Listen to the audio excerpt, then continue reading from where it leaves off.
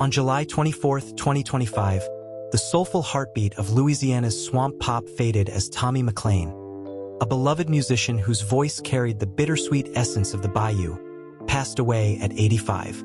The news, shared by his family on social media and reported by outlets like The Advocate and Calb, stirred a wave of grief across X, where fans like at Sean Anusarite hailed his 1966 hit, Sweet Dreams, as a timeless classic, and at John Wirt 1 called him a voice of the South.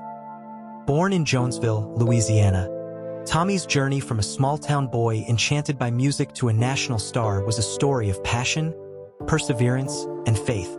His cover of Sweet Dreams climbed to number 15 on the Billboard Hot 100, but his legacy stretched far beyond charts, weaving together R&B, country, and Cajun soul into a sound that defined swamp pop.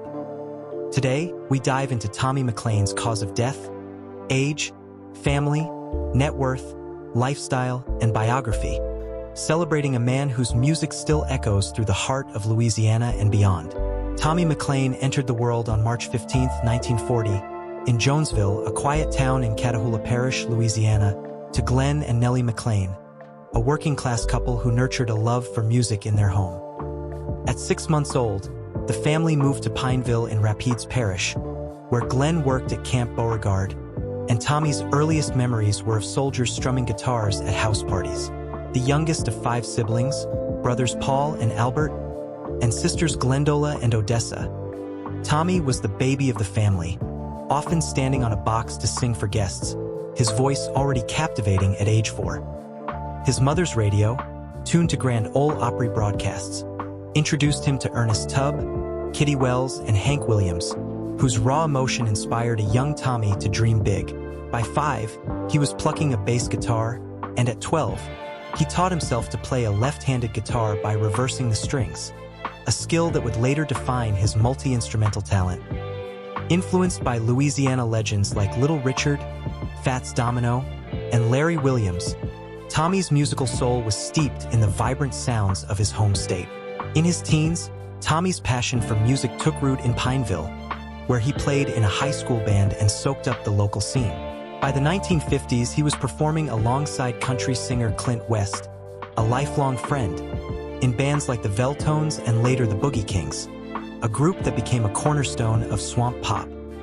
Their 1965 duet, Try to Find Another Man, showcased the genre's signature blend of R&B, country, and rock, earning local acclaim. Tommy's big break came in 1966 with his soul-stirring cover of Don Gibson's Sweet Dreams, a song also recorded by Patsy Cline. His version, with its aching tenor and swampy groove, hit number 15 on the Billboard Hot 100, sold over 3 million copies, and reached number 49 in the UK. The success landed him on Dick Clark's Where the Action Is and Caravan of Stars, touring with acts like the Yardbirds and Paul Revere and the Raiders. Fans on X like it 004 Nino recalled his ethereal performance, a testament to his ability to captivate audiences with raw emotion.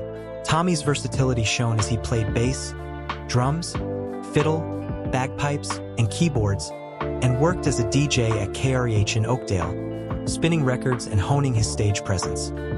The late 1960s and 1970s were a whirlwind for Tommy, as Sweet Dreams opened doors to national fame. He appeared with his Mule Train Band in the 1975 film The Drowning Pool, starring Paul Newman, a moment that blended his music with Hollywood. A prolific songwriter, Tommy penned over 150 songs, including Freddie Fender's hit, If You Don't Love Me Alone, Leave Me Alone, showcasing his knack for crafting heartfelt lyrics. His swamp pop style, rooted in Louisiana's Cajun and Creole traditions, resonated with regional legends like Bobby Charles and Warren Storm, but also influenced broader artists.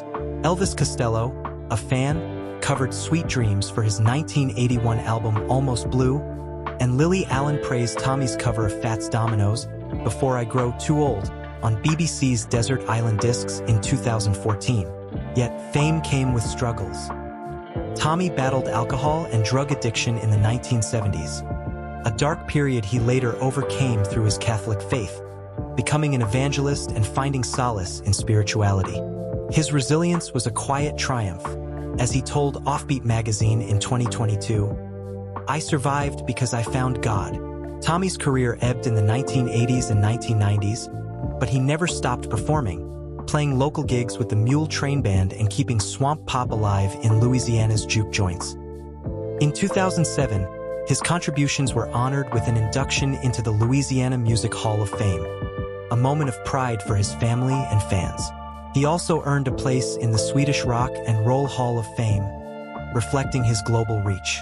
In 2011, he collaborated with Larry Lang and the Lonely Knights on Wiggle Room, contributing 2 originals, including Don't Make Me Leave New Orleans, a poignant ballad written after Hurricane Katrina's devastation. His creative spark reignited in 2019 when he and producer CC Adcock pitched new songs at South by Southwest, securing a deal with Decca Records. A massive heart attack that summer, kept secret to protect the contract, tested his resolve, but Tommy recovered, only to face the challenges of the COVID-19 pandemic and hurricanes.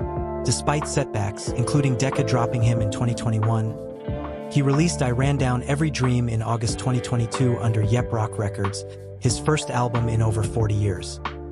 Featuring collaborations with Elvis Costello, Nick Lowe, Ivan Neville, and Van Dyke Parks, the album was a critical triumph, with the New York Times calling it a testament to his enduring spark. Tommy's personal life was anchored by family, a constant through his highs and lows. He raised 6 children: Barry, David, Felicia, Chad, Jonathan, and Allison, with his late wife, whose identity he kept private, reflecting his desire to shield his family from fame's glare. The loss of his son, Tommy McLain Jr., and daughter-in-law Brenda was a profound sorrow, but Tommy found joy in his 10 grandchildren, 7 great-grandchildren, and 1 great-great-grandchild. His significant other, Carol Skaggs, was a source of comfort in his later years, supporting him through health challenges.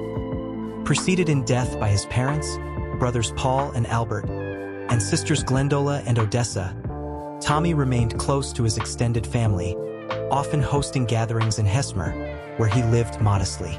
His Catholic faith was a cornerstone, guiding him through addiction recovery and shaping his evangelist work, where he shared his testimony at churches across Louisiana. Fans on X like it Deborah Habit noted his kind heart, recalling stories of him signing autographs for hours after shows.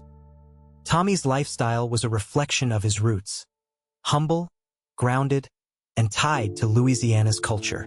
His estimated net worth of $5 million, per sources like Celebrity Net Worth, came from album sales, touring, songwriting royalties, and licensing deals, though he never chased wealth. He lived in a modest home in Hesmer, surrounded by mementos of his career, gold records, photos with Dick Clark, and his beloved guitars.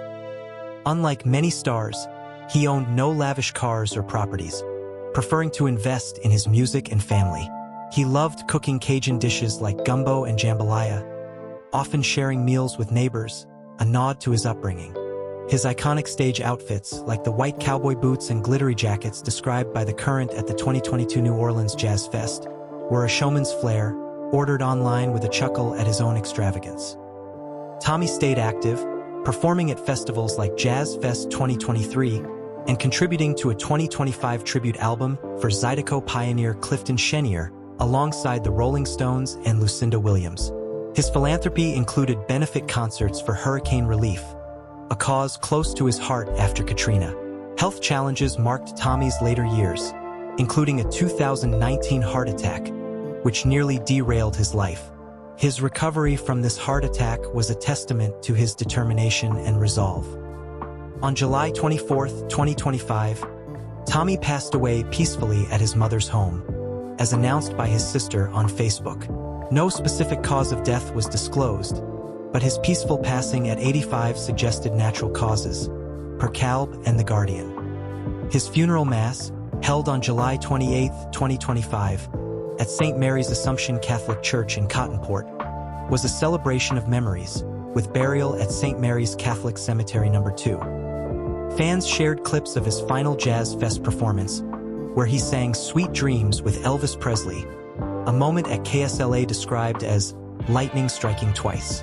Tributes poured in, with the Advocatica calling him one of Louisiana's highest charting legends, and at KALB-TV5 urging fans to sing his music in his honor. Tommy McLain's life was a tapestry of melody and resilience.